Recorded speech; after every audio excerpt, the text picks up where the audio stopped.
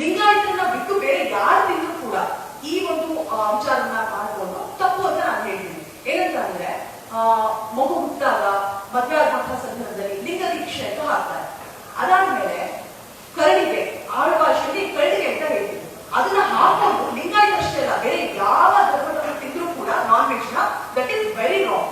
ನನಗೊಂದು ಕ್ಲಾರಿಫಿಕೇಶನ್ ಬೇಕು. ನೀವು ನಾನ್ ವೆಜ್ ತಿನ್ನೋ ಟೈಮಲ್ಲಿ ಆ ಕರಡಿಗೆಯನ್ನ ಹಾಕಿದ್ರ ಇಲ್ವಾ? ಬಿಕಾಸ್ ಮದುವೆ ಆದ ಸಂದರ್ಭದಲ್ಲಿ ಅದನ್ನ ವಧು ಇಬ್ಬರಿಗೂ ಕೂಡ ಹಾಕ್ತಾರೆ. 1 year ವರೆಗೂ ಅದನ್ನ ತೆಗೆಯೋದಿಲ್ಲ. ನನಗೆ ಗೊತ್ತಿರೋ ಮಾಹಿತಿ ಪ್ರಕಾರ ನಾಳೆ ಧನಂಜಯವರು ಆ ಸಂದರ್ಭದಲ್ಲಿ ಕರಡಿಗೆ ಹಾಕೊಂಡು ತಿಂದಿದ್ರೆ ದಟ್ ಈಸ್ ರಿಯಲಿ ರಾಂಗ್. ಅದನ್ನ ಕರೆಕ್ಷನ್ ಮಾಡ್ಕೊಳ್ಳಿ. ಹಾಕಿಲ್ಲ ಅಂದ್ರೆ ಅದು ತಪ್ಪಿಲ್ಲ. ನಾನು ಎಲ್ಲಿ ಹಾಕಿದ್ದೀನಿ ಹೇಳಿ? ನಾನು ಈಗ ಇಲ್ಲೇ ನಿಮ್ಮ ಜೊತೆನೇ ಬರ್ತಿರ್ತೀನಲ್ವಾ. ಯಾವಾಗಲೂ I think most of them ಮನೇಲಿ ದೇವ್ರ ಕೋಣಲ್ಲಿ ಲಿಂಗ ಪೂಜೆ ಮಾಡಿ ಮನೇಲಿ ದೇವ್ರ ಕೋಣಲ್ಲೇ ಇಟ್ಟಿರ್ತಾರೆ.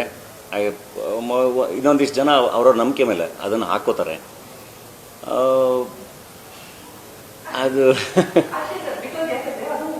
ಇಲ್ಲ ನನಗೊಂದು ಅದೊಂದು ಸೆನ್ಸ್ ಇದೆ. ನಾನು ಯಾರ್ದೋ ಸೆಂಟಿಮೆಂಟ್ಸ್ನೆಲ್ಲ ಹರ್ಟ್ ಮಾಡೋಕ್ಕಾಗಲ್ಲ. ಯಾರ್ದೂ ಸೆಂಟಿಮೆಂಟ್ಸ್ ಹರ್ಟ್ ಮಾಡೋಕ್ಕಾಗಲ್ಲ, ಆಯಿತಾ? ಇವಾಗ ನಾನು ನಾನು ರೆಬೆಲ್ ಅಂತ ಹೇಳಿ ನಾನು ಲಿಂಗ ಹಾಕ್ಕೊಂಡು ನಾನು ನಾನ್ ವೆಜ್ ತಿಂತೀನಿ ಅಂತ ಅಂದರೆ ಅದು ನಮ್ಮ ಮನೆಯವ್ರಿಗೇನೆ ಅದು ಹರ್ಟ್ ಆಗುತ್ತೆ ಅಂತ ಅಂದಾಗ why will I do that? Food ಅಂತ ಬಂದರೆ ನನಗೆ ಭಾಳ ಫೇವ್ರೆಟ್ ಸೀ ಫುಡ್ಡು. ನಾನು ಅದನ್ನು ಕದ್ದು ಮುಚ್ಚಿ ಮಾಡೋಕ್ಕೆ ಅದು ಕ್ರೈಮ್ ಅಲ್ಲಲ್ಲ.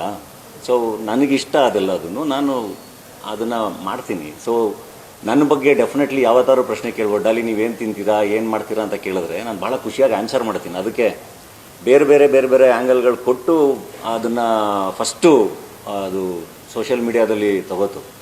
But I have to thank, ಅಂದರೆ ನಿಮಗೆ ಎಲ್ರಿಗೂ ಭಾಳ ಥ್ಯಾಂಕ್ಸ್ ಹೇಳಬೇಕು. ಅದನ್ನು ಭಾಳ ಚೆನ್ನಾಗಿ ಅದನ್ನು ಕ್ಯಾರಿ ಮಾಡಿದ್ರಿ, ಭಾಳ ಚೆನ್ನಾಗಿ ಒಳ್ಳೊಳ್ಳೆ ಪ್ರಶ್ನೆಗಳನ್ನ ಕೇಳಿದ್ರಿ. ಆ್ಯಂಡ್ ಭಾಳ ಚೆನ್ನಾಗಿ ಅದು ಅವ್ರವ್ರ ಆಯ್ಕೆ ಅನ್ನೋದನ್ನು ಭಾಳ ಚೆನ್ನಾಗಿ ಅದನ್ನು ಹೇಳಿದ್ರಿ ಎಲ್ರಿಗೂ.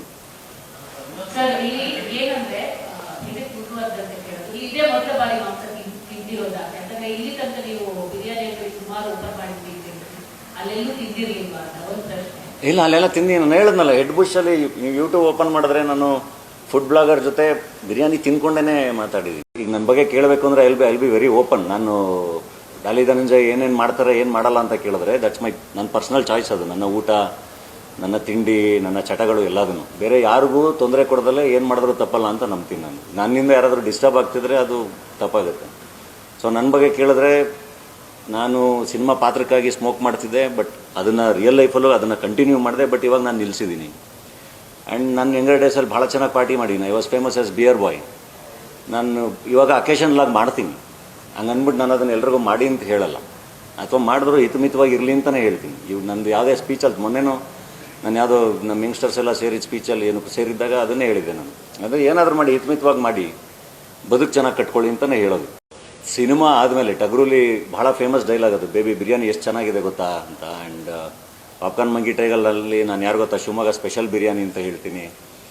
ಅದಾದಮೇಲೆ ಮೋಸ್ಟ್ಲಿ ನಾನೊಂದು 10-15 ಬಿರಿಯಾನಿ ಅಂಗಡಿಗಳು ನಾನೇ ಓಪನ್ ಮಾಡಿದ್ದೀನಿ.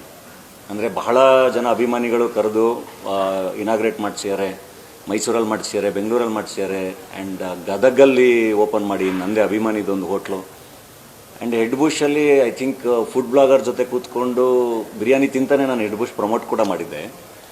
ಹಾಗಾಗಿ ನನಗೆ ಇದು ಈ ಥರ ವಿಷಯ ಪಿಕ್ ಆಗ್ಬೋದು ಅಂತ ಗೊತ್ತಿರಲಿಲ್ಲ. ಬಟ್ ಅದು ಪಿಕ್ ಆಯಿತು ಆ್ಯಂಡ್ ಅದು ಡಿಸ್ಕಷನ್ ಆಯಿತು, ವಿಚ್ ಈಸ್ ಓಕೆ. ಅಂದರೆ ಏನು ನಡೀತಾ ಇದೆ ಅಥವಾ ಸುತ್ತಮುತ್ತ ಅಥವಾ ಸೊಸೈಟಿಲಿ ನಾವು ಏನು ಯೋಚನೆ ಮಾಡ್ತಾ ಇದೀವಿ, ಹೆಂಗೆ ಯೋಚನೆ ಮಾಡ್ತಾ ಇದೀವಿ, ಅದೆಲ್ಲದು ಗೊತ್ತಾಗುತ್ತೆ ಅಟ್ಲೀಸ್ಟ್ ಈ ಥರ ಡಿಸ್ಕಷನ್ಗಳಾದಾಗ. ಏನು ಅಂದರೆ ಡಾಲಿ ಧನಂಜಯ್ ಬಿರಿಯಾನಿ ತಿಂದ್ರ ಅನ್ನೋದು ಇಸ್ ಫೈನ್. ಬಟ್ ಅದು ಏನೋ ಲಿಂಗಾಯತರೆಲ್ಲರೂ ಬಿರಿಯಾನಿ ತಿಂತಾರ, ಮಾಂಸ ತಿಂತಾರ, ಅಲ್ಲಿಂದ ಬ್ರಾಹ್ಮಣರೆಲ್ಲರೂ ಮಾಂಸ ತಿಂತಾರ ಅಂತ ಸಮುದಾಯಗಳನ್ನೆಲ್ಲ ಹೇಳ್ಕೊಂಬಂದಿರೋದಿದೆಯಲ್ಲ, ಅದು I think that was not needed ಅಂತ ಅನ್ನಿಸ್ತು. ಡಾಲಿ ಧನಂಜಯ್ ಸೊ ಅದು ಐ ಥಿಂಕ್ ಅದನ್ನು ಫಸ್ಟು ಶುರು ಮಾಡಿದವ್ರ ಇಂಟೆನ್ಷನ್ಸ್ ಮೋಸ್ಟ್ಲಿ ಅದು ಒಂದಿಷ್ಟು ಜನ ಎತ್ಕೊಟ್ಟೋ ಇಂಟೆನ್ಷನ್ಸ್ ಇತ್ತೋ ಏನೋ, I don't know. But I am not affected. ಮೊದಲೆಲ್ಲ ನನಗೆ ಅದು ಭಾಳ ಅಫೆಕ್ಟ್ ಆಗೋದು. ಇವಾಗ ಐ ನೋ, ಅಂದರೆ ನಾವು ಸರಿಗಿದ್ದಾಗ ಅದ್ರ ಬಗ್ಗೆ ತುಂಬ ತಲೆ ಕೆಡಿಸ್ಕೊಳ್ಳೋ ಅವಶ್ಯಕತೆ.